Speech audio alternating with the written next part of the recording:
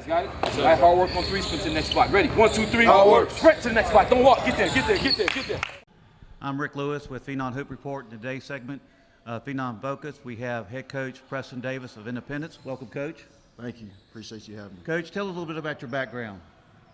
I'm born and raised from Charlotte. I'm actually a graduate of Independence, 99 graduate. I've been the head coach of Independence now for 10 years. 10 years. For a lot of the people out in the audience, Coach Preston Davis is probably the most underrated high school coach in the state of North Carolina, in my opinion.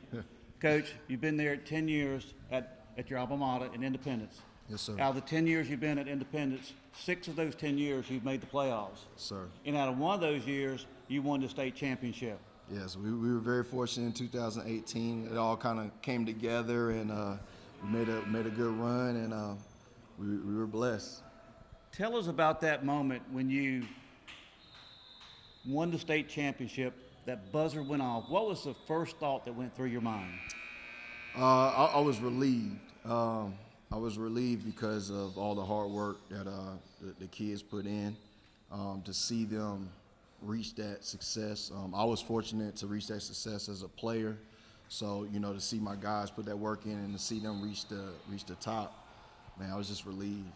Who were the two or three main contributor stars of that team that won the state championship? It was a bunch of guys, but our one of our main guys, Jamarius Burton, who's now at Wichita State. He did a really good job of leading that team. Right. We had a really good junior class, 2019 class that year. Matthew Smith, who went to Murray State. Right. Andre McKee, who's actually here at Queens. Right. And Raj Milton, who went on to Lewisburg. Jordan Mobley was our sharpshooter. He was a senior that year. So we had a good group, very balanced group. Well, the thing that was impressive about that group, you had a few members of the team that played on the state championship, and you guys played at 9 o'clock at night. Yes. You remember this? Yes. All right. Yes. That was on a Saturday night. Yes. The next day, we had our NC Top 80 on Sunday. Yep. And tell the story about the guys who came to the top 80, what time they got home, and what did they do the next day? Well, we left Chapel Hill on a bus and got back to Charlotte, I would say probably around 12 to 1 o'clock, somewhere around there. Those guys, they were fortunate to get invited. Matt and AJ were fortunate to get invited to your event in Greensboro.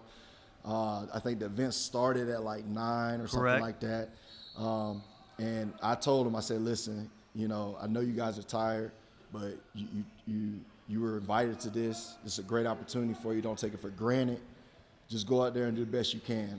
Everybody knows that we played the night before. Just go out there and compete.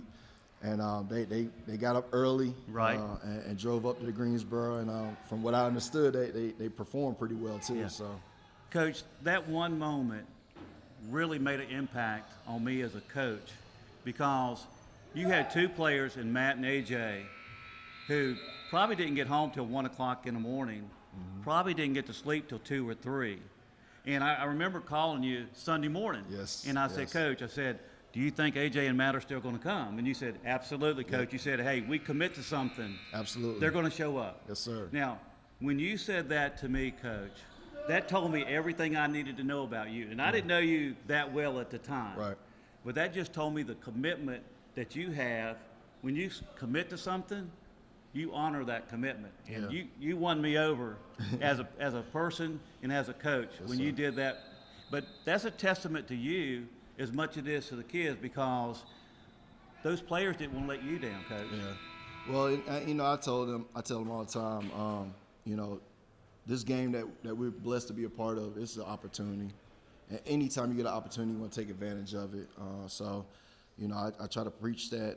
Our coaching staff preaches that, and the kids, they buy into that. Right. So, we try not to take things for granted like that. Well, you've had a remarkable run. Last year, you finished 22-7, and you lost in which round? It was the third round. Third round. Yeah, we had a first round bye.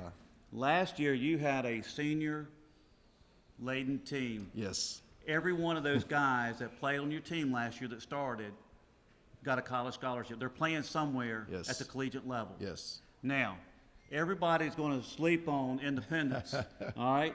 Everybody's going to sleep on independence because you graduated 5 seniors who were all college scholarship level players. Yes. Now, I'm going on record.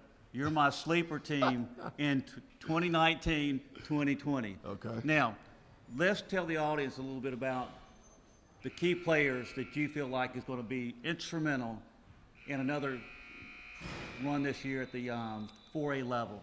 Well, we have starting off with our 2 seniors, Anthony Allen.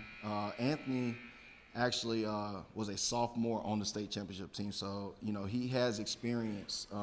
He played as a sophomore. He was like our 6th, 7th man on that team, so he has experience. So we're going to lean on him to lead by example. He's been working his tail off every day. He's ready for this opportunity. So Anthony Allen is going to be one of our main guys. We have another senior, Nigel Verdier, who transferred in last year as a junior. Great young man. Really kind of had to feel his way last year. Like I said, we graduated 8, so he didn't get as many minutes last year, but he's going to be a big piece to what we do this year. And a lot of people are talking about our junior, Amarian Bodrick, who's 6'7", long, athletic, getting a lot of college attention right now. Amarian's going to bring a lot of energy for us. So, those 3 guys right now, and they've been putting in a lot of work. They've had a great summer so far. We're going to lean on them to kind of set the tone. Right. But we have a good group of young players, and we're excited. Well, we've seen those 3 gentlemen play for DTA Elite. Yes, sir. And we've been very impressed with all 3 of them. And I think all 3 of them are also flying under the radar. Now, Amarian, he's more of a well-known commodity out there, but I still don't think he's getting the proper respect that he deserves. Right. So, now, coming into the 2019-20 season, you're playing in one of the toughest conferences in the state. Yeah. You're in the 4A Southwestern Conference. Right. Who's your biggest competition this year, and what do you think your expectations are going into the season? Well, I mean, I think personally, I think the best team that everybody's going to be looking at is going to be Myers Park. They only graduated 3 players. They got some talent over there. They got some size. Well coached. Scott Taylor does a great job over there. You can never count out Butler. Butler is traditionally one of the top teams in the area. Coach Lowry always finds a way to get his guys to play at a high level. So, I think those 2 teams are teams that everybody else is targeting and trying to compete with to try to win the conference. Now, our expectations, obviously, we're coming off of the conference championship and conference tournament championship. We want to defend that, and we want to repeat.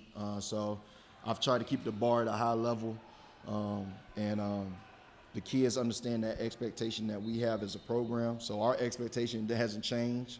We're going to try to win the conference again, and try to make a run at the state. Well, I'm sure you'll have a lot of success. And, Coach, the one thing that I've watched you over the years, you participated in several of our Phenom events. Yes, sir. The one thing that I've always been impressed with is your teams play so hard. Yeah, we try to emphasize effort. Even if you're not the most talented kid, you can always give the most effort. And if you get the most effort, a lot of times positive things will happen for you. Besides playing hard, they play together. Yes, sir. Yes, sir. We want to try to be unselfish, and we really believe that. We really preach that. And like I said, I've been fortunate and blessed that our kids buy into that. Well, the times that I came and watched your team play, it's like if I was scouting the team, it was like last year you had a boatload of talent, Yes, but sir. it was spread out so Yes, sir. evenly. Yes, sir. And that's what made your team so effective and so dangerous, because you couldn't really key on one person any given night. Right. But to me, Coach, I know how hard you coach. You're good at X's and O's. You also change the defenses up quite well in the course of a game. You know how to make adjustments during the course of the game. Yes, sir. And I think the kids respect you more than anything else because you provide that leadership. The young men on your team look up to you. And for someone who grew up in Charlotte, who is a graduate of Independence, and now you're coaching at Independence. You led them to a state championship. The community in city of Charlotte should be very proud to have someone like you as a coach. Well, I thank you for that. You know, like I said, I'm blessed to be in the situation I'm in. I don't take it for granted. I enjoy it. I love working with the kids, and you know, hopefully I can continue to do good things to help these young men reach their goals. So, well, thank you, Coach, and good luck this season. Appreciate it. Thank you. Take care. You guys got it? So nice hard work on 3, sprint to the next spot. Ready? 1, 2, 3. Hard work. Sprint to the next spot. Don't walk. Get there, get there, get there, get there.